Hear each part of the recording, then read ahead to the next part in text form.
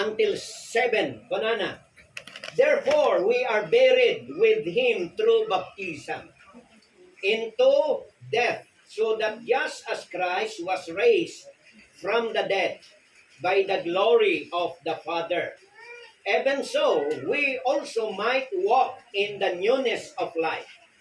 For if we have been united in likeness of his death, we will be united also in his likeness of his resurrection.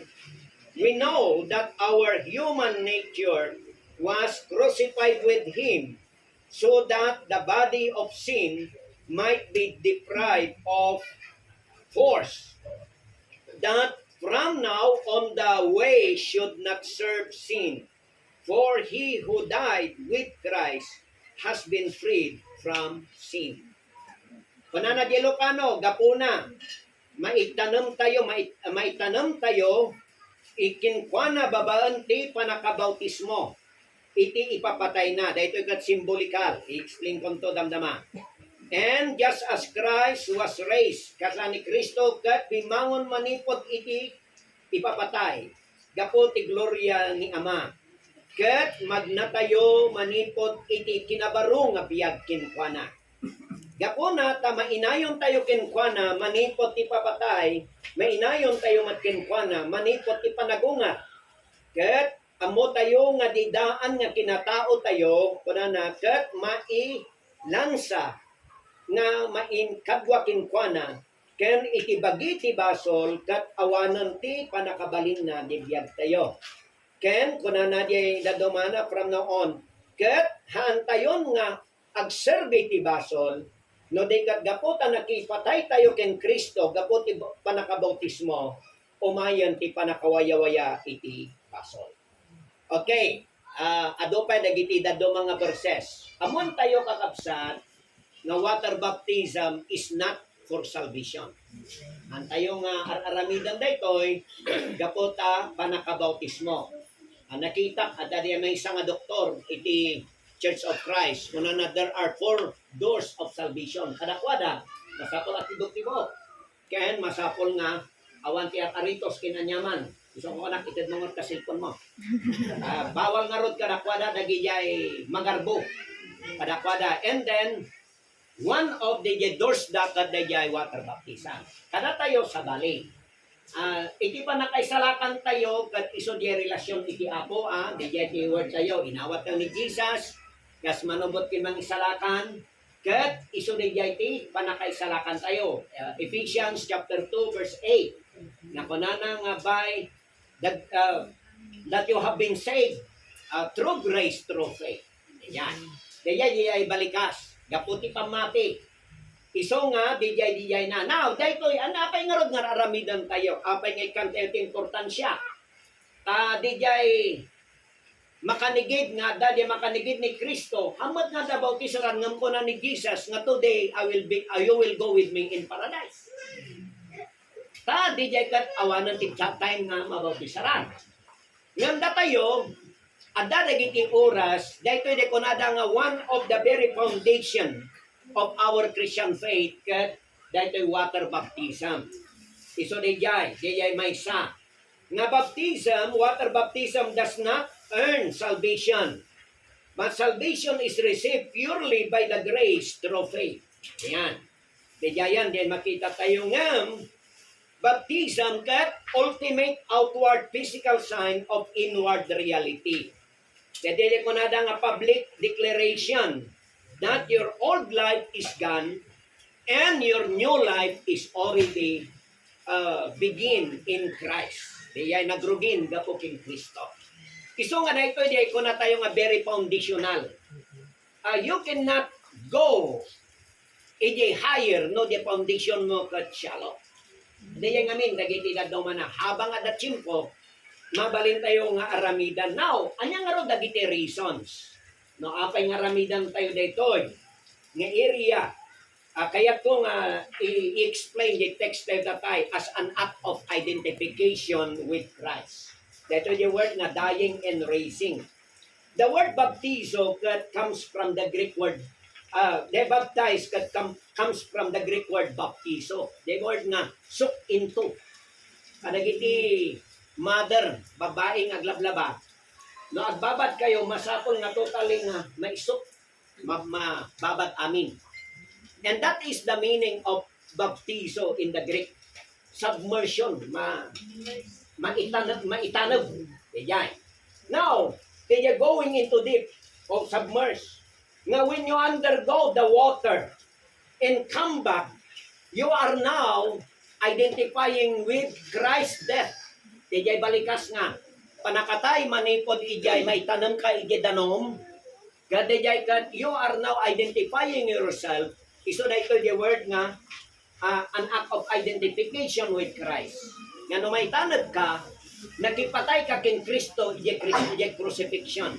Nga no maingato ka, iso na that's the time that you will resurrected.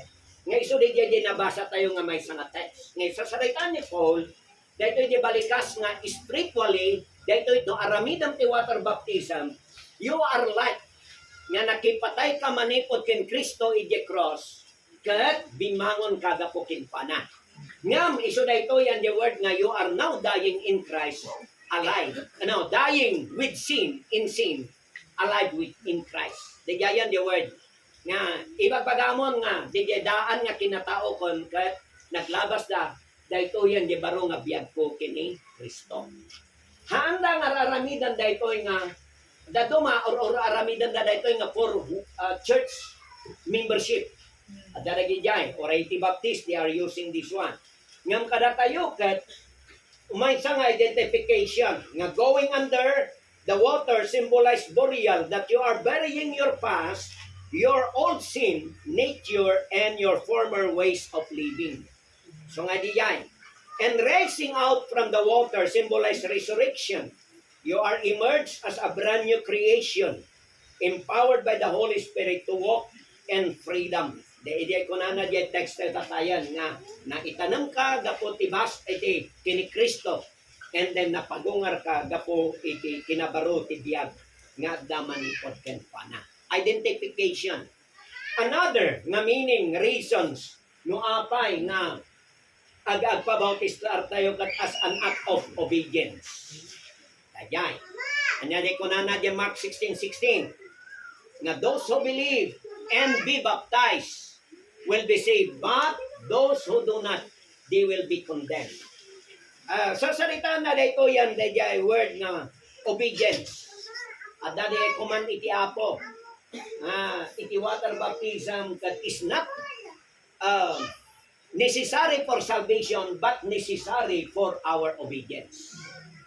No diya simple nga banag ket hanmo nga maobey anyan to la ka didakdakkel nga ibagbaga ti apo. Kasi namin di point na. Na diya to by basic kada moy naramid anyan to la ka diya dakdakkel nga banag tamas ijay dagiti dadto manang area. It is the obedience following the footsteps of Jesus. Nga daytoy dijay balikas nga ijay 2 Peter chapter 2 verse 23. Nedi ko na following Christ's example, for you have been called to this kunana. Because Christ also suffered for us, leaving us an example that you should follow His footsteps. Nga kaya't nangarod nga sawan, no ni Kristong tupay kat nabautisaran, ijay Jordan River. Diba? Ijay Jordan River through John the Baptist. Kunana, ijay kunani Jesus, hanga umanamong ni John the Baptist nga time.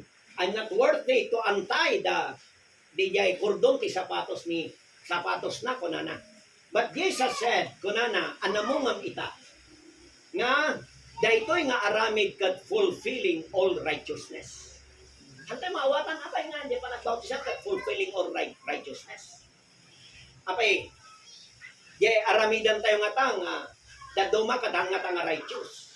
Ngam no kitang dijay in water baptism is one way to fulfill all righteousness. May sagayang na nalingtan nga aramigan, ti may nga tao kinamati. No amo nga awanan ti nalintag nga ramidam at pabapisa ka ta fulfilling all righteousness ko na naman, di ba? And spiritually speaking, dahito di balikas nga it is a righteous thing ije panang follow yung naramid ni Jesus manipon ijay nga area. Isuga po na nga dayjay di balikas nga an act of obedience and fulfilling di kinalintag ni Apo Diyos. Another, get a public declaration. Ito'y balikas nga standing unashamed. Ito'y balikas nga our faith in Christ is personal. Tunggal may sakat, ada nagay ko na da nga no may tuan ni Apo Diyos kat kumputak to di jay bado ni anang ko nga namati tapno mainayo na to ti rapture but you cannot. I mean, pagkiram ti mata di jay individual nga panakaisalakan. Haan nga grupo. Di ka po di pamatik may salakan na. Di ka po di pamatik may salakan ka. Haan personal but never intended to be secret. At nasawan, panagbalin mo nga Krisyano, haan nga sikreto day ta. Haan nga di jay secret agent nga Krisyan. Nga no na do, mabain nga mangibaga nga Krisyano there's no Christian agent. May pakita lang ta di biya. Now, ijay, the early Christian were baptized publicly in river and local pools. Kalastoy. Nga open great personal risk. Aglalo ijay first and second century. Gapo ta maiparit ti panagbalin nga Krisyano gapo kada Nero Domitian ken kadagiti dadomang the even call themselves Lord. Iso nga di demand worship kadagiti tao ti Roman Empire. Ijay nga tiyempo. And one of the reason nga nagiti Christian that ma-persecute da because they are not bowing to the emperor during that time. Now, recuerda nga publicly, ito makita dagiti dadto mga adati Roman Empire apan dati liwon nga dagiti maarami. Ngam they take the rest public nga talaga. Iso da ito the word nga public declaration. Now, why we are doing publicly? Sasalitaan tayo, datayon kat namati tayo, dahito yan, dahil balikas nga, when you do water baptism, kunang kinaapo Diyos, I am yours. Yan. Dahil balikas. Sasalitaan tayo, di kapilya, pag kinaynayonan tayo, I am now joining this family. And then, sasalitaan di bagim, nga kuna tayo nga, I am not going back, hana ko nagsubli, di dati, nga biyag ko nga, ado dagiti problema na agpiagakon ijay tinalinterd ini Kristo. And then, halang spiritually speaking, mabalintay pa nga ibagaking Satanas, I am no longer under your power. And then, mabalintay nga ibaga, ijay titilobong, ijay sistema tilobongan, I'm no longer under the system of this world. I am now new creation in Christ. Declaration, ijay. Ibagbaga tayo nga hanakon nga belong to the devil and the world. I am now belong to Jesus. Dahito yan, the declaration tayo. It is a public testimony. Kapot, oray nagitisan nga namati, even the devil himself. Kat, ibagbaga tayo nga hanakon nga serbikin ka, adakon kin Kristo. Amen. Kaya nasa one bold declaration na yan. Once nga kunang nga serbiak iti Apo, may saka nga number 1 nga target ni Satanas. Makita nyo nga nalaing, after the water baptism of Jesus in chapter 3, Matthew chapter 3, chapter 4, that was the temptation of Jesus in the wilderness. Makita nyo riyan. Ibig sabihin, matestingan di pamating. Matestingan na jay, daduma niya batitakder mo. Of course, awan ti perfect adalata pa na ki daduma pagkapuyan adati witness. Ngam daytoy dejayan ti pangrugyan nga kunan tayo nga day narami ti ako kanya adang manata aramidan na. Adaman pagkapuyam adan to. Idadto ni Apo Dios ti pamidsa nga panglaban kadagigay nga area. Hangko nga ibagbaga nga amin kat masapol nga perfect no. Ngamin no perfect tayo hanggang nga sapulan ni Apo Dios. Ngam no hanggang nga perfect. You need God. Among nga Apo da kasapulan ka. Karagyan ngamin dagiti dadto man na. So nga dali nang damag nga what is a Christian life to you? Kat kunak you should not be perfect. Dili ti point ko. Tada ngamin dagiti ibag na dumanga. Masapol ka na nga perfect, but no. You live excellent life, but through the grace of God, you are growing. The maturity, that is the word perfection. Inot na ita. Isang nga mangrugi tayo, manipot ijay, water baptism, tuloy-tuloy yan dayay nga panag-grow. Yes, ada ti weakness, ada dagiti hanpay nga nabaliwan. Normal na ita. Inot-inot nga ron. So nga there are word of God na tuloy-tuloy nga adalan tayo, tapno mangbaliw di mindset tayo, kandak tayo, dagiti amin nga aramidan tayo, mabalbaliwan. Hanggang nga maupay, no, at dadagijay, dado mga nagkapuyang after water baptism.